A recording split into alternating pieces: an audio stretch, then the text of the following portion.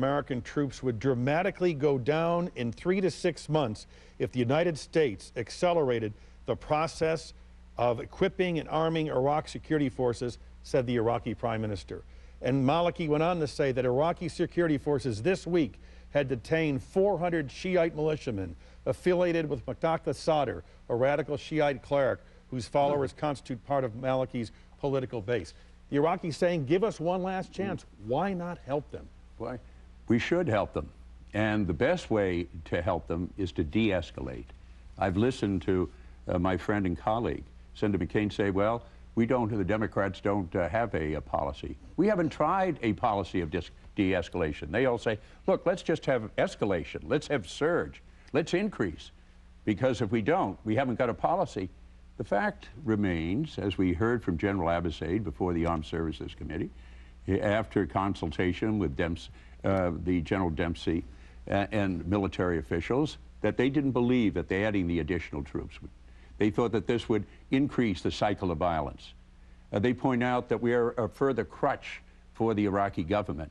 Let's have the policy that we haven't tried, which is de-escalation. That's a policy which I believe then will require the Iraqi government to assume responsibility for their security, rather than now sending additional troops, which will be an additional crutch for the Iraqi government in delaying their judgment decision in order to take the security. Look, our servicemen have been over there for 4 years. We had the best military in the world at the start of this conflict in the war. They've been over there for 4 years. They have fought and won every kind of battle. They have been over there longer than we've served in World War II.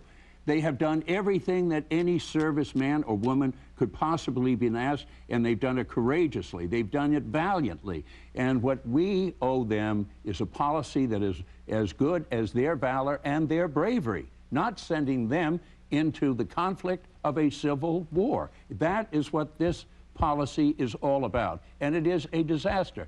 And it's going to be a continued disaster for these servicemen. The best way you can serve their interest is not put them in harm's way. And we ought to require this president, who's been wrong on every important decision on Iraq, to come to the Congress and the American people to get approval to go in that direction. With the lack of security that exists in Iraq and the lack of the capability of the Iraqi army to withdraw American troops now, in the estimation of the intelligence community, would put Iraq into total chaos and anarchy. Are you for that? Well, no, I'm not for that. That is the line that is given from the administration.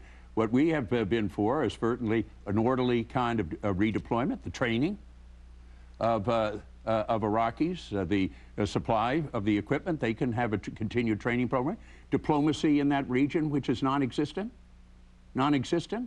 A refusal to talk to the countries that have a direct interest in this. None of this is tried. So we have a choice of a continuation of a bankrupt policy that is going to put Americans in the midst of a civil war over there, or an alternative policy that has the real opportunities for success. We know that policy is going to be